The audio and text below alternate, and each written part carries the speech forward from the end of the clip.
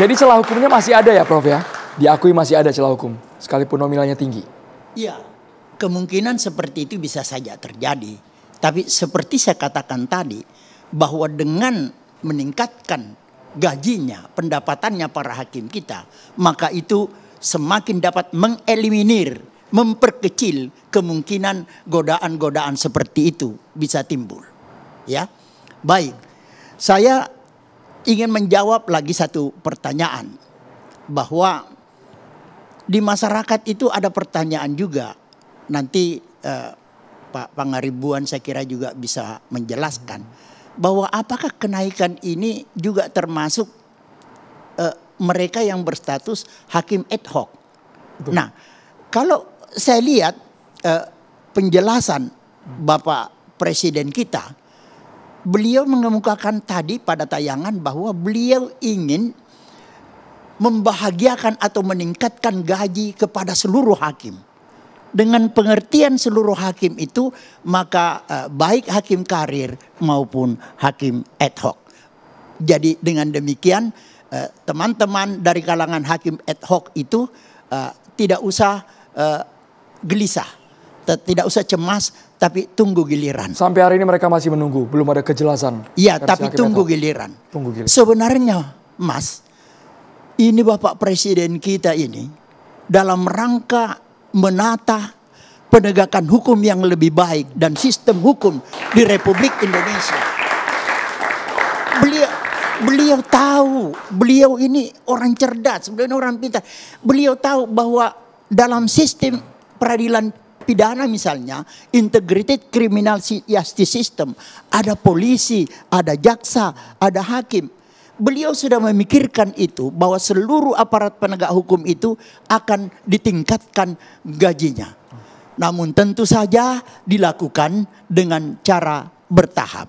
Oleh karena itu pada malam ini kita fokus bicara tentang kenaikan gaji hakim. Baik Prof Said Karim. Selanjutnya saya izin mengemukakan sedikit lagi bahwa saya ingin mengemukakan pendapat pribadi saya, bahwa sebenarnya bagi kalangan para hakim kita di Republik Indonesia ini, maka harta kekayaan yang paling bernilai bagi hakim kita itu adalah integritas. Seperti tadi yang dikatakan oleh Bapak Prof, bahwa Prof Binsar, bahwa menjadi hakim itu adalah panggilan jiwa. Jadi karena itu, kalau dia memang panggilan jiwa, insya Allah dia akan menjalani itu profesinya sebagai hakim dengan sedemikian rupa dan semampunya untuk dapat dilaksanakan dengan sebaik-baiknya. Baik, Prof. Jadi tadi saya katakan bahwa kekayaan terbesar bagi seorang hakim itu adalah integritas. Sedangkan kalau misalnya dinaikkan gajinya, ya, maka sebenarnya itu hanyalah penjaga agar integritasnya itu tidak tergerus dengan godaan-godaan yang bersifat duniawi. Sekian dan terima kasih. Terima kasih Prof Said. Sebelum ke Prof Gayus sama Pak Lut, sepertinya kita ke Prof Akris Tuti dulu karena jauh via Zoom. Prof Tuti sudah tersambung, Prof Tuti? Prof Tuti sepakat satu nafas bahwa hakim itu punya integritas, panggilan jiwa yang harusnya tidak tergoyahkan sama sekali. Meskipun mungkin tumpukan miliar di depan matanya. Prof Tuti. Iya, saya kira betul sekali ya, integritas itu adalah kunci bagi, bukan hanya bagi hakim sebenarnya buat saya, tapi bagi teman-teman yang bekerja di penegakan hukum. Ya. Dan tadi dari Pak Binsar mengatakan, waduh gajinya 3 juta gitu ya, memang kecil sekali. Tapi Pak Binsar, tahun lalu saya bersama Pak Surya Atmaja, ya Hakim Agung, itu menguji seorang mahasiswa S3, dan ketika kami ngobrol-ngobrol, beliau tuh mengatakan bahwa gaji Hakim Agung itu tadi kalau dari Pak Suparman bilang harusnya 500 juta, sekarang sudah hakim bukan ketua Mahkamah Agung, tapi Hakim Agung itu sudah sampai 700 juta, Pak. Tepuk tangannya boleh yang di studio 700 juta ya. Sekali, sehingga ketika saya mendengar mendekati 1 M ya.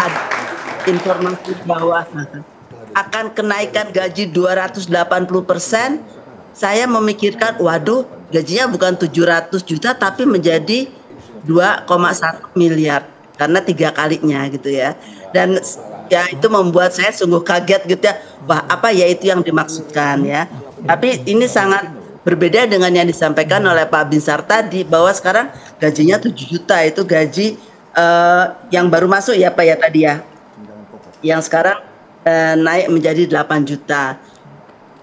Saya sepakat dengan teman-teman semuanya bahwa kenaikan gaji itu sesuatu yang tentu saja baik ya bagi para hakim. Tapi kita juga tidak melupakan ketika saya lupa 8-9 tahun yang lalu kita menaikkan gaji pegawai Kementerian Keuangan. Ternyata toh kita masih menemukan adanya beberapa pegawai pajak yang kemudian melakukan korupsi yang luar biasa. Yang sekarang masih ada yang di dalam penjara tentu saja. Jadi ternyata it doesn't guarantee anything. Okay. Memang bisa meningkatkan tapi tanpa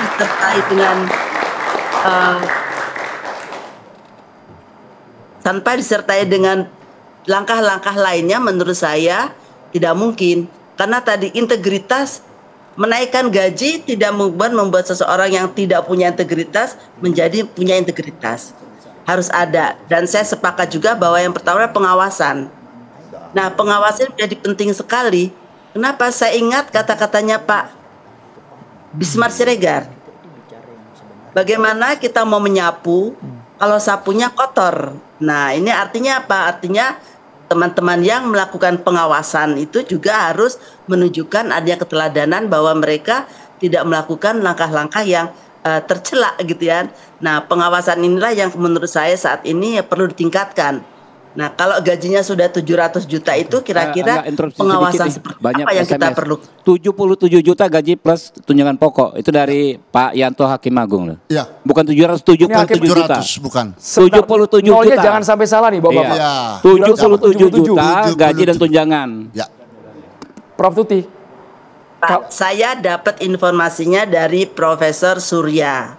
Beliau hakim agung. Ya tinggal dicek aja yang dulu menyampaikan ya. bahwa Pak Jubir Mahkamah Agung. ada teman hakim Barangkali agung saya bisa menambah sedikit soal mengenai income-nya masalah itu gaji. sampai 700 juta. Oke. Itu bukan, saya tidak tahu apabila tidak diberitahu oleh seorang hakim agung. Jadi ini memang 700 juta. Totally Pak, wrong gitu. Bu, salah Bu, Apapun salah. katanya. Pasti Lalu salah Pak tuh. Surya gajinya kira-kira berapa? Sekitar 250 juta. Jadi tingkat yang tinggi itu menurut saya gajinya memang sudah cukup tinggi ya. Yang di bawah-bawah itu nanti yang Mohon mungkin perlu izin diperhatikan interupsi dengan baik Ibu sekali. Prof. Dan- Kristuti. Prof Tuti, sepertinya Pak Binsar ingin Ini langsung hanya komentar. Langsung ke sebentar. poinnya saja Pak Binsar. Ya, Boleh langsung ke hanya poinnya. masalah gaji tadi, kami sepertinya belum sependapat kalau gaji Bapak-bapak yang mulia Hakim Agung itu sebesar 700-an juta. Prof Gayus harusnya lebih paham nih soal nominal gaji. Jadi mungkin ada memang di Mahkamah Agung ini ada memang insentif perkara. Ini memang akan Ini sensitif loh ini sensitif. Sensitif Beda sekali. 0, 700 juta ini nilai yang Ya. sangat fantastis Jadi loh ini. begini. Mana yang betul ya Silakan, Bapak-Bapak ya? silakan Pak Gayus. kita mengapresiasi Presiden Prabowo itu memiliki perhatian besar kepada hakim. Itu yang pertama. Tetapi kaitan dengan pengertian gaji, ini ada teori-teori tentang gaji. Adam Smith misalnya. Dia mengatakan ukuran perekonomian negara itu dilihat dari gaji. Karyawan di mana di negara itu. Kalau sampai ada yang bersifat tidak stabil, maka akan banyak pengangguran. Itu teori yang sepenggal ya. Tapi intinya begini kira-kira. Apa sih pengertian gaji? Fix, salary. Apa sih? Itu hampir sama semua. Saya juga mantan hakim agung. Sekarang saya pensiun saya kembali kepada yang fix tadi. Ya, artinya yang lain tuh allowance, tunjangan. Kalau mau 700, mau 200 itu tunjangan. Gaji saya terakhir tetap 3 juta. Oke. Hakim agung. Boleh buka-bukaan saja kita Prof ya. Tapi allowance-nya yang tinggi sekali karena kalau saya bisa memutus perkara sehari 1 juta. Satu perkara. Satu perkara. Oke. Kalau bisa 3 juta. Saya take home pay kira-kira 120 juta, average ya rata-rata. Ketika saya menjabat sebelum tahun 2018 saya pensiun. Nah, yang saya mau bicara adalah coba pengenai gaji itu dipastikan apa saat teoretik. Gaji adalah upah yang ajak sebagai bentuk kontrak kerja dipotong pajak. Itu gaji. Presiden itu. Kalau dicek presiden pun 5 jutaan. Tetapi tunjangan-tunjangan atau allowance salary itu yang beda-beda. Itu diatur sebagai bentuk tiap lembaga itu beda-beda. Saya akan mengatakan bahwa perbedaan antara hakim dan hakim pun beda. Nomenklaturnya berbeda. Nomenklatur hakim PN, hakim PT, dan hakim agung berbeda.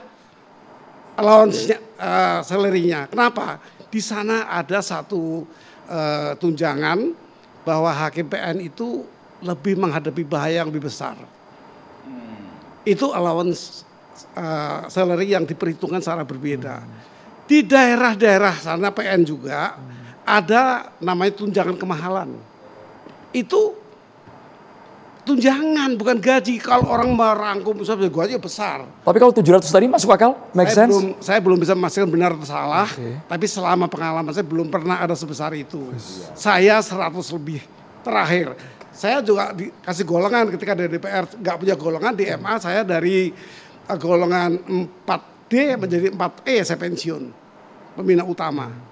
Nah, itu paling besar gaji saya. 100 lebih ya, Prof? 120-an lah. Take home pay ya. Per month? Take home pay per month. Take home pay itu apa? Take home pay adalah fixed salary ditambah allowance salary. Bisa bervariatif.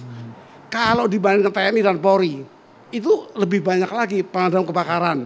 Itu disebut sebagai satu remunerasi namanya. Remunerasi dalam bahasa Indonesia ini adalah yang dikutip sebagai bahasa Indonesia adalah tunjangan-tunjangan yang bervariatif. Nomenklaturnya menjadi berbeda. Hakim agung dengan PN itu bisa tinggi PN kalau dihitung satu variatif yang menyangkut bahaya. Kami di ruangan AC, kami tidak menghadapi publik. Itu contohnya.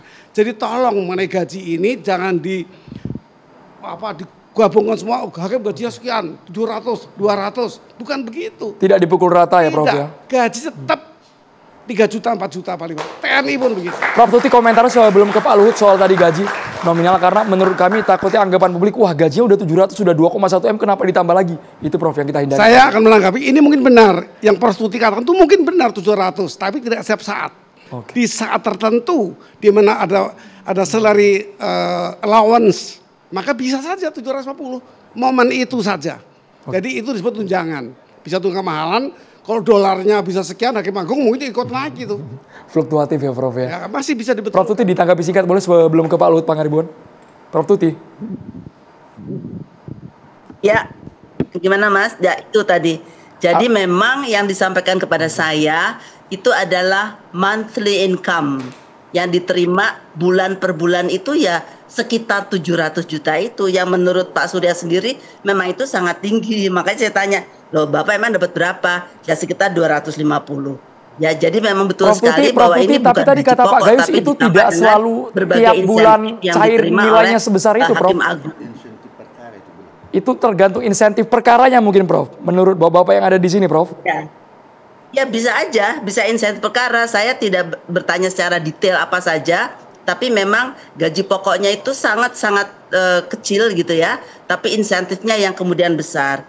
Tapi bahwa total sebulan mencapai 700 juta itu menurut saya tinggi sekali ya gitu ya. Itu kan 10 kali. 100 kalinya gaji pokok tadi. Tadi gaji pokoknya 7 juta, kita satu tadi. Jadi kalau 700 ya sekian kalinya. Dan buat saya apabila teman-teman di yudikatif bisa memastikan bahwa mereka bisa melakukan upaya-upaya untuk bisa meningkatkan integritas teman-teman sendiri, saya kira itu bagus sekali.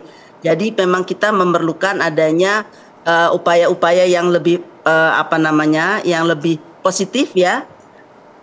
Salah satunya misalnya LHKPN.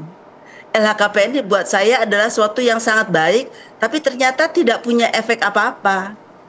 Ya. Jadi udah LHKPN, gajinya misalnya sebulan 30 juta, tapi kemudian hartanya puluhan miliar gitu, orang harusnya dipertanyakan. Akan tetapi sampai sekarang KPK, BPK dan lain-lain tidak punya kewenangan untuk melakukan sesuatu apabila ternyata ada pejabat negara yang memiliki harta yang luar biasa tingginya gitu. Ya udah dilaporin begitu saja, tapi tidak ada konsekuensinya gitu ya. Dan ini buat saya membuat Pak Habib kita terbentuk. Baik, Prof. Kita perlu menyusun ketentuan yang lebih baik. Kalau LHKPN-nya sudah menunjukkan sesuatu yang tidak tidak sejajar dengan pendapatan yang ada, maka perlu ada konsekuensinya dan harus berikan kewenangan kepada KPK atau BPK dan lainnya untuk menindaklanjuti. What happened nih? Kok bisa dapat sekian puluh miliar padahal gajinya cuma sedikit gitu. Nah, buat saya ini menjadi salah satu senjata penting bagi negara untuk melakukan perbaikan bagi bagi perjalanan para penegak hukum ke depannya. Baik, itu, Prof. Tuti. Kita masih berkutat pada angka gaji, tapi yang paling mahal dan tidak bisa dibeli harusnya integriti seorang hakim. Pak Luhut harus komentar sesaat lagi, Pak. Kita harus jeda dulu ya di Catatan Demokrasi, pemirsa.